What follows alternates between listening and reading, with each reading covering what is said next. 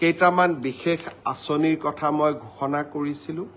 দেৰগাঁৱৰ পুলিচ একাডেমীত আমি এটা সৰু সজাই ষ্টেডিয়ামৰ দৰে এটা ডাঙৰ স্পৰ্টিং আমাৰ ক্ৰীড়াৰ প্ৰাংগণ এটা আমি নিৰ্মাণ কৰিম, য'ত দেৰগাঁৱৰ স্থানীয় যুৱক যুৱতীয়েও খেলা ধূলা কৰিব পাৰিব আৰু অসম পুলিচৰ জোৱানসকলৰ মাজতো ক্ৰীড়া প্ৰতিভাৰ সন্ধান কৰিবলৈ আমি সক্ষম হ'ম।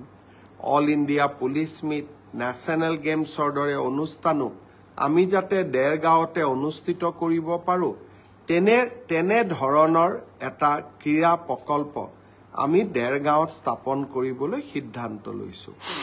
দেৰগাঁৱৰ পুলিচ একাডেমীত আমি এখন CBSE স্কুল পাতিম, য'ত দেৰগাঁৱৰ স্থানীয় যুৱক যুৱতীসকলেও পঢ়া শুনা, বিশেষকৈ ছাত্ৰ ছাত্ৰীসকলেও পঢ়া শুনা কৰিব পাৰিব। দেৰগাঁৱতে এটা স্কিল চেণ্টাৰ আৰু নাৰ্ছিং স্কুল এখনো খুলিবলৈ আমি সিদ্ধান্ত লৈছোঁ। অৰ্থাৎ অসম পুলিচ একাডেমীক আমি এক শ্ৰেষ্ঠতম একাডেমীলৈ ৰূপান্তৰ কৰিব খুজিছোঁ।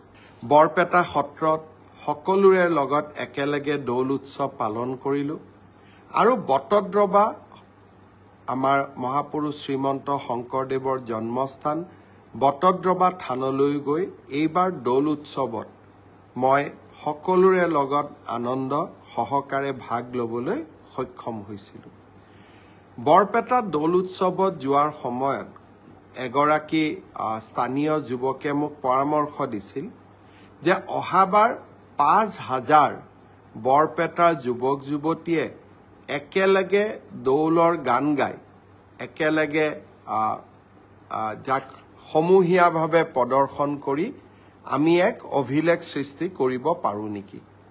সঁচাকৈয়ে গোটেই আইডিয়াটোৱে মোৰ ভাল লাগিলে।